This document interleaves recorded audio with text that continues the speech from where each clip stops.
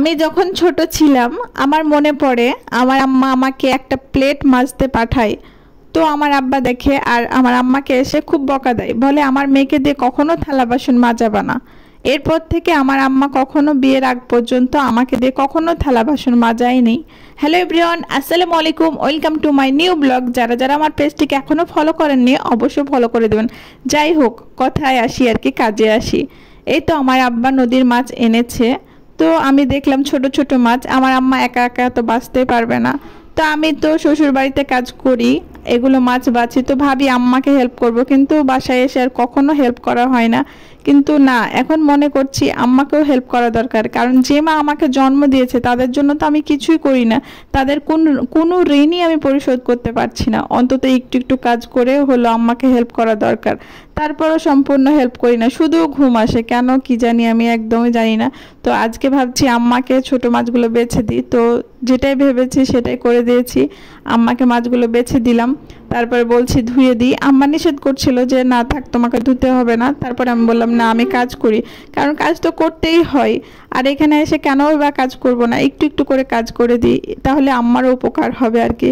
তো এভাবে করে আমি অল্প অল্প করে এখন কাজ করে দিই, ভালোই লাগে, সময়গুলো কেটে যায়। আর যদি মনে হয় যে করবো না তো করে দিই না আর কি। তো ফাইনালি কমপ্লিট হয়ে গেল ধোয়াধুয়ি। তারপরে আব্বা বলল আজকে আমি ভুড়ি খাবো।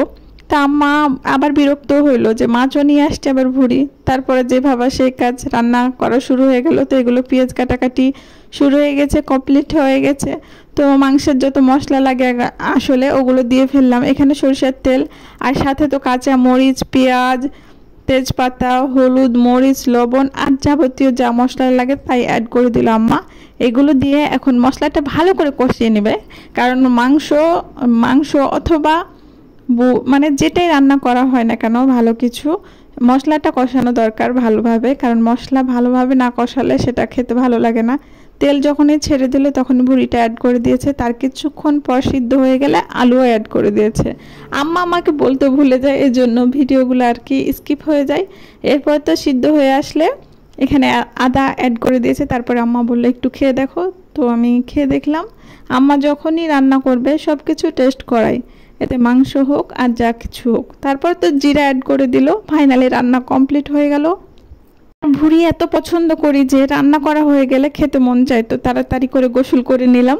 এরপরে আমি দাঁড়িয়ে দাঁড়িয়ে বলছি ভিডিও বাইরে ভালো হয়, কালারটা আসলে সুন্দর আসে, কারণ আমার আইফোন না যে মানে হুবহু এক আসবে, তো এই জন্য বাইরে ভিডিও করলে খুবই সুন্দর, এগুলো হচ্ছে বাস্তব কালার চলে আসে, এই জন্য বাইরে ভিডিওটা করলাম। তো ভিডিওটি কেমন লেগেছে অবশ্যই কমেন্ট বক্সে জানিয়ে দেবেন। আর ফকিরের মতো দাঁড়িয়ে খাচ্ছিলাম, আমার তখন মনে হচ্ছিল আমি ফকির। তো আজকের মতো এ পর্যন্ত, ভালো থাকবেন, সুস্থ থাকবেন, আল্লাহ হাফেজ, আসসালামু আলাইকুম।